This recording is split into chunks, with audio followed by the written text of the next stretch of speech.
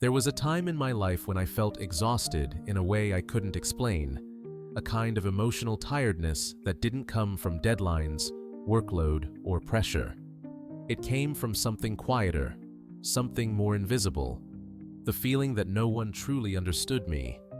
I remember lying awake at night wondering why, despite being surrounded by people, I still felt unseen. I wished deeply, almost desperately, that someone could feel the weight I was carrying without me having to say a single word. I hoped someone would sense the heaviness behind my smile, the trembling behind my silence, the exhaustion beneath my calm. And for a long time, I thought that was what love, friendship, or closeness meant, being understood without explanation. But as I grew, as I became more emotionally aware, something inside me shifted. I realized a truth that was uncomfortable at first, but ultimately liberating. No one is responsible for understanding me, and people can only respond to what I choose to show. That realization didn't come all at once. It arrived slowly, through mistakes, frustrations, and repeated disappointments. But once it settled into me, everything in my emotional world began to change. The first way: other people are not your emotional map. I used to wonder why people couldn't see through my silence, why they couldn't sense the storm inside me, even when I thought it was obvious. I believed that if someone cared, truly cared, they would somehow know, but life taught me otherwise.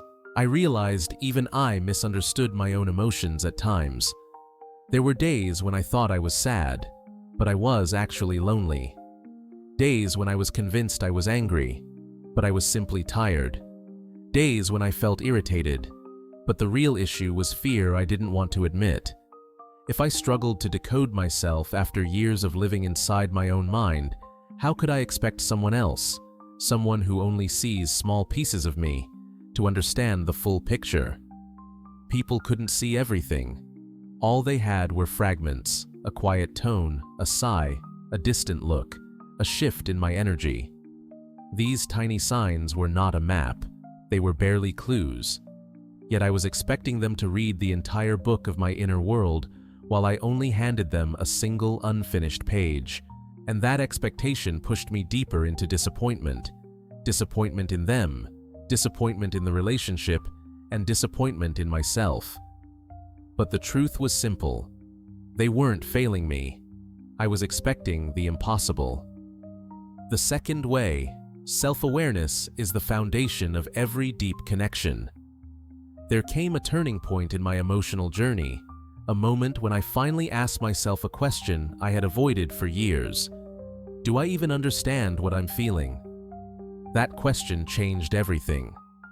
High EQ doesn't start with reading others. It starts with reading yourself. So I began observing myself in the moments I felt overwhelmed, confused, or hurt.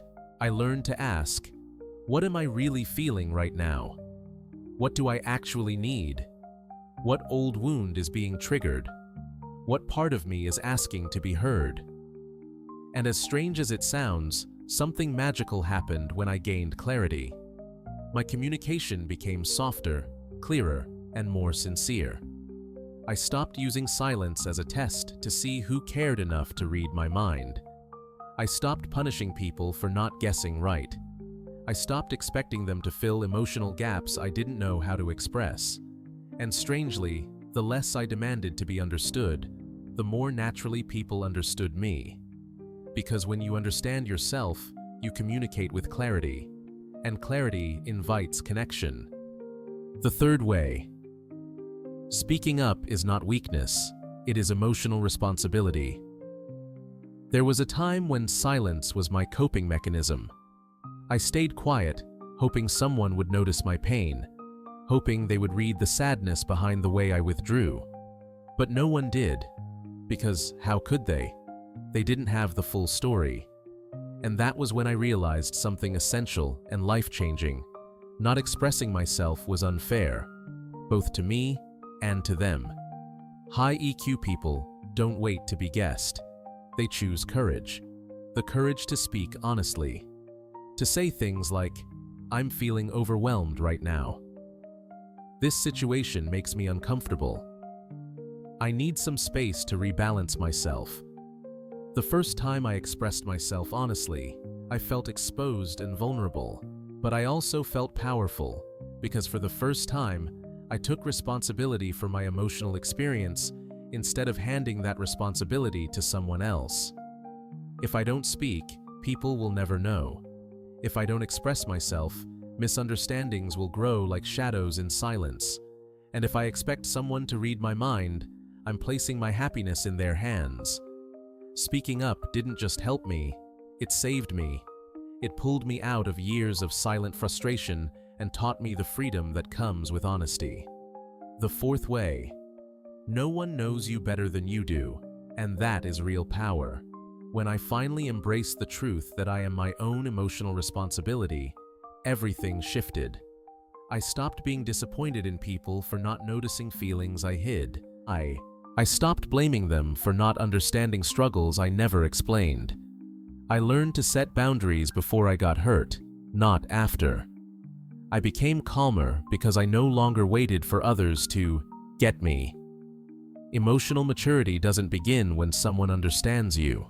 It begins when you understand yourself. And the moment I truly realized that, I became stronger, more grounded, and more peaceful. The fifth way. Understanding yourself helps you understand others. The more I understood myself, the more I discovered something beautiful. I became more empathetic toward others. I saw their fears, their silent battles, their unspoken needs, and their hidden exhaustion. I stopped expecting perfection. I stopped forcing people into roles they couldn't fill. I started connecting from a place of compassion, not demand. Because people are companions, not mind readers.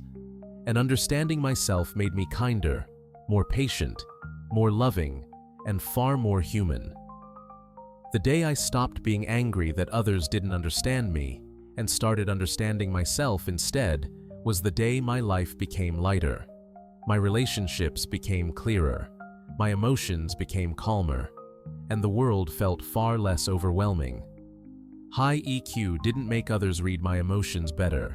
It made me the person who could finally understand myself, and that changed everything. If any part of my story resonates with you, leave a comment sharing one thing you just realized about yourself.